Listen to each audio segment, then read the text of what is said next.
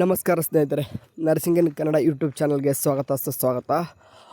Okay, ನೀವು ಇವಾಗ ಏನು ಒಂದು ತಮ್ನೇಲ್ ನೋಡಿ ಬಂದಿದ್ದೀರಾ. After the completion of BS nursing can we do MBBS with question mark. ಏನಕ್ಕೆ ಈ ಒಂದು ಟಾಪಿಕ್ನ ನಾನು ತೊಗೊಂಡೆ ಅಂತಂದರೆ, ಸುಮಾರು ನಾನು ಇವಾಗ ಯೂಟ್ಯೂಬ್ ಚಾನಲ್ ಸ್ಟಾರ್ಟ್ ಮಾಡಿಬಿಟ್ಟು 2 ಇಯರ್ಸ್ ಮೇಲೇನಾಯಿತು. ನನ್ನ ಓಲ್ಡ್ ಚಾನಲ್ ಈ ಚಾನಲ್ ಸ್ಟಾರ್ಟ್ ಮಾಡಿಬಿಟ್ಟು ಇತ್ತೀಚೆಗೆ ಈಗ ರೀಸೆಂಟಾಗಿ ಸ್ಟಾರ್ಟ್ ಮಾಡಿದೆ ಬಿಡಿ. ಬಟ್ ನನ್ನ ಓಲ್ಡ್ ಚಾನಲಲ್ಲೂ ಕೂಡ ನಾನು ನರ್ಸಿಂಗ್ ರಿಲೇಟೆಡ್ ಬಹಳಷ್ಟು ಅದರಲ್ಲೇ ನಾನು ಕೌನ್ಸ್ಲಿಂಗ್ ಕೂಡ ಹೇಳ್ತಾ ಇದ್ದೆ. ಆ್ಯಂಡ್ ಕ್ಲಾಸಸ್ ಅನ್ನೋಕ್ಕೆ ಬದಲು ಕೆಲವೊಂದಿಷ್ಟು ಇಂಪಾರ್ಟೆಂಟ್ ಏನಾದರೂ ನರ್ಸಿಂಗ್ ರಿಲೇಟೆಡ್ ಅಪ್ಡೇಟ್ ಹೇಳ್ತಾ ಇದ್ದೆ. ಕಾರಣಾಂತರಗಳಿಂದ ಅದರಲ್ಲಿ ಜಾಸ್ತಿ ವೀಡಿಯೋಸ್ ಹಾಕ್ಲಿಕ್ಕೆ ಆಗ್ತಿಲ್ಲ. ಬಟ್ ಈ ಒಂದು ಚಾನಲಲ್ಲಿ ನರ್ಸಿಂಗ್ ರಿಲೇಟೆಡ್ ಆಗಿರುವಂಥದ್ದು ಪ್ರತಿಯೊಂದು ಕೂಡ ಎಲ್ಲ ನೋಡಿ ಕೂಡ ಸಿಗ್ತಿದ್ದಾವೆ. ಸರಿ, ಅದರಲ್ಲಿ ನನಗೆ ಸರ್ವೇ ಸಾಮಾನ್ಯವಾಗಿ ಹುಡುಗರು ಕ್ವಶನ್ನ ಕೇಳ್ತಾ ಇರೋದೇನಪ್ಪ ಅಂತಂದರೆ, ಸರ್ ನನಗೆ BS ನರ್ಸಿಂಗ್ ಕಂಪ್ಲೀಷನ್ ಆದಮೇಲೆ ನಾನು ಕಾರಣಾಂತರಗಳಿಂದ ಯಾವುದೋ ಒಂದು MBBS ಮಾಡಲಿಕ್ಕೆ ಆಗಲಿಲ್ಲ. ಸೊ ಇವಾಗ ಏನಾದರೂ ಬರುತ್ತೆ ಅಂತಂದು ಎಸ್ ನನ್ನ ಕೇಳಿದ್ರೆ ಎಸ್, ಬಟ್ ಹಾಗೆ ಆಗಲ್ಲ.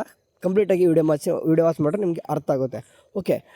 ಏನಪ್ಪ ಅಂತಂದರೆ, ಕೆಲವೊಂದು ಯಾವುದೇ ಒಂದು ನೀವು ನೋಡಬೇಕು, ನಮ್ಮ ಒಂದು ಯಾವುದೋ ಒಂದು ಮಿಸ್ಟೇಕ್ ಆಗಿನೋ ಅಥವಾ ಕೈಯಲ್ಲಿ ಹಣ ಇಲ್ಲದೇನೋ ಅಥವಾ ಲಾಂಗ್ ಟರ್ಮ್ ಹೋಗೋಕ್ಕಾಗದೇ ಇರೋನೋ, ಈಗ ಇನ್ನೊಂದು ಏನೋ ಒಂದು ಸಮಸ್ಯೆಗಳಿಂದ ನಮಗೆ ನೀಟ್ ಎಕ್ಸಾಮ್ ಬರೆದ್ರೂ ಕೂಡ ಚೆನ್ನಾಗಿ ರ್ಯಾಂಕ್ ತೆಗೆದಿರೋ ಕಾರಣ ನಮಗೆ MBBS ಹೋಗ್ಲಿಕ್ಕಾಗಿಲ್ಲ. ನಮಗೆ ಅದೇ ರೀತಿಯಾಗಿ ಅದೇ ಫೀಲ್ಡಲ್ಲಿ ವರ್ಕ್ ಮಾಡುವಂಥ MBBSಗೆ ನಿಯರೆಸ್ಟ್ ಇರುವಂಥ ಕೋರ್ಸ್ ಯಾವುದಂತಂದರೆ, ನೀವು BS ನರ್ಸಿಂಗ್ ಚೂಸ್ ಮಾಡ್ಕೊಂಡಿದ್ದೀರಾ, ಗುಡ್. ಒಳ್ಳೆಯದೇ ಚೂಸ್ ಮಾಡ್ಕೊಂಡಿದ್ದೀರಾ. ಬಟ್ ನಿಮ್ಗೆ ಒಂದು ಆಸೆ ಇದ್ದೇ ಇರುತ್ತೆ.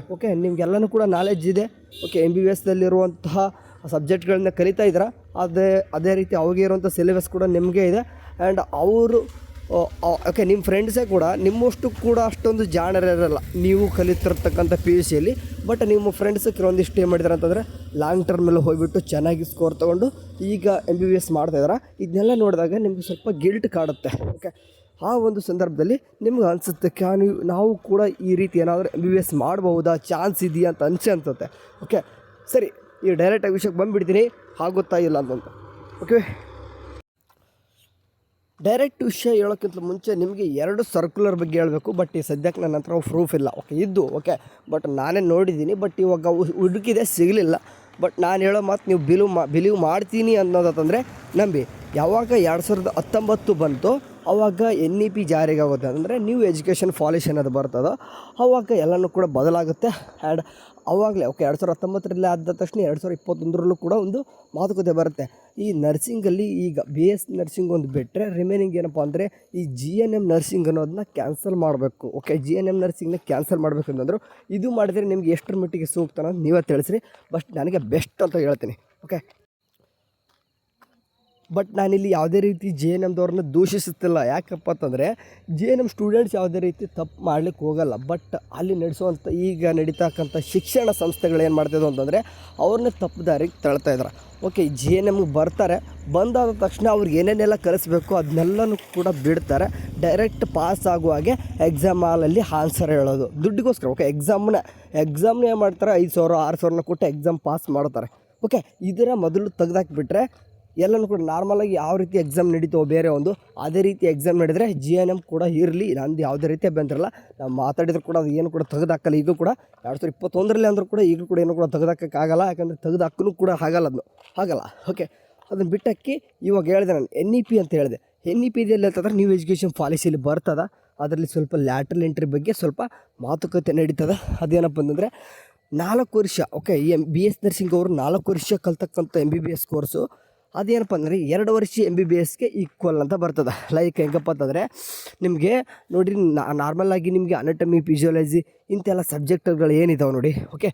ಸೇಮ್ ಈಗ ಏನಿದೆ ನೋಡ್ರಿ, ಲೈಕ್ ಎಕ್ಸಾಂಪಲ್ ನೀವು ಸೈಕ್ಯಾಟ್ರಿ ಅಂತ ಸಬ್ಜೆಕ್ಟ್ ತೊಗೊತೀರ ಅಂತಂದ್ರೂ ಕೂಡ ಆ ಸೈಕ್ಯಾಟ್ರಿಕ್ ಸಬ್ಜೆಕ್ಟು ಕೂಡ ಏನಿದೆ MBBSದವ್ರಿಗೆ ಇರುವಂಥದ್ದು ಸಿಲೆಬಸ್ನಾಗೂ ಕೂಡ ಇದೆ. ಆ್ಯಂಡ್ ಅನಾಟಮಿ, ಫಿಸಿಯಾಲಜಿ ಅಂತೂ ಅವ್ರಿಗೆ ಏನಿದೆಯೋ ಅದೇ ಕೂಡ ಇದೆ. Starting first year second year ಹೇಳ್ತಿದ್ದೀನಿ, ಅವರು ಕೂಡ MBBSದವ್ರು ಕಲಿಯೋದು. ಆ್ಯಂಡ್ ಬರ್ತಾ ನೆಕ್ಸ್ಟ್ ಅವ್ರು ಸಪ್ರೇಟ್ ಆಗ್ತದೆ, ಅದು ಬೇರೆ ಡೀಪಾಗಿ ಕಲಿತಾರೆ. ಸ್ಟಾರ್ಟಿಂಗ್ ಇರುವಂಥ ಸಬ್ಜೆಕ್ಟ್ಗಳು ಸೇಮ್ BS ನರ್ಸಿಂಗ್ಗೆ ಹೋಲ್ತಾವಪ್ಪ ಅಂತಂದರೆ ಏನಕ್ಕೆ 4 ವರ್ಷ BS ನರ್ಸಿಂಗ್ ಕೋರ್ಸ್ನ ಏನಕ್ಕೆ 2 ವರ್ಷ MBBSಗೆ ಈಕ್ವಲ್ ಮಾಡಬಾರ್ದು?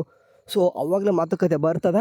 ಬಟ್ ಈ ಸದ್ಯಕ್ಕೆ ನನ್ನ ಹತ್ರ ಪ್ರೂಫ್ ಇಲ್ಲ. ಮತ್ತು ಪದೇ ಕೇಳಿಬಿಡಿ, ಹೇಳ್ತಿದ್ದೀನಿ, ಇದ್ದಿದ್ದು ಫ್ಯಾಕ್ಟ್ನ ನಿಮ್ಗೆ ಹೇಳ್ತಿದ್ದೀನಿ.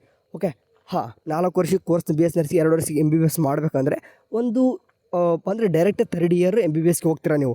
ಅದು ಹೆಂಗೆ ಒಂದು ಲ್ಯಾಟ್ರಲ್ ಎಂಟ್ರಿ ಅಂತ ಒಂದು ಎಕ್ಸಾಮ್ ನಡೆಸ್ತಾರೆ. ಹೆಂಗೆ ನೀವು 2 ವರ್ಷ ಅಂದರೆ ಸೆಕೆಂಡ್ PUC ಮುಗಿಸಾದ ತಕ್ಷಣ MBBS ಫಸ್ಟ್ ಇಯರ್ಗೆ ಹೋಗ್ಬೇಕಂತಂದರೆ ನೀಟ್ ಎಕ್ಸಾಮ್ ಬರೀಬೇಕು.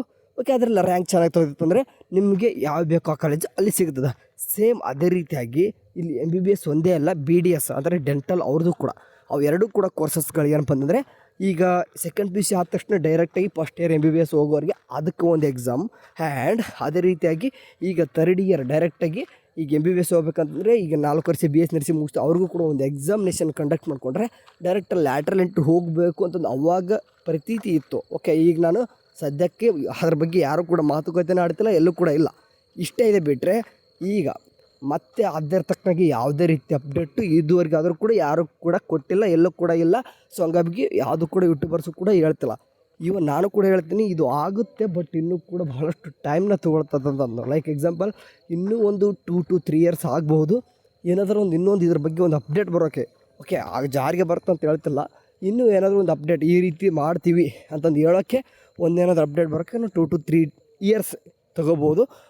ಮೇ ಬಿ ಇವಾಗ ಯಾರೆಲ್ಲ ಫಸ್ಟ್ ಇಯರ್ BS ನರ್ಸಿಂಗ್ ಇದೆಯೋ ನಿಮಗೆ maybe 4th year completion ಆಗುವಷ್ಟರಲ್ಲಿ ನಿಮಗೆ ಒಂದು ಚಾನ್ಸ್ ಕೊಡ್ಬೋದು ಅಂದ್ಕೊಂಡಿದ್ದೀನಿ.